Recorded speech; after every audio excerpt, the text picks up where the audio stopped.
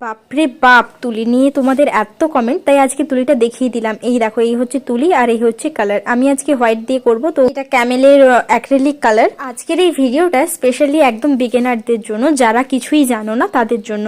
সত্যি বলতে আমি এত সিম্পল এর আগে কখনো করিনি।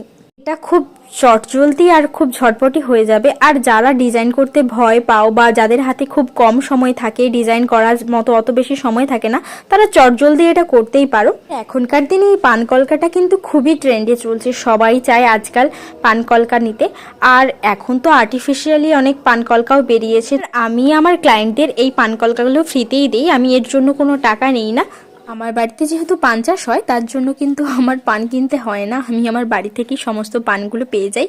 খুব বকবক করতে করতে আমার চটজলদি এই কলকাটা কিন্তু পুরোই রেডি হয়ে গেছে। দেখো, এটা খুব ইজি ছিল, যারা করতে চাও এভাবে ট্রাই করতে পারো, খুব চটজলদি হয়ে যাবে।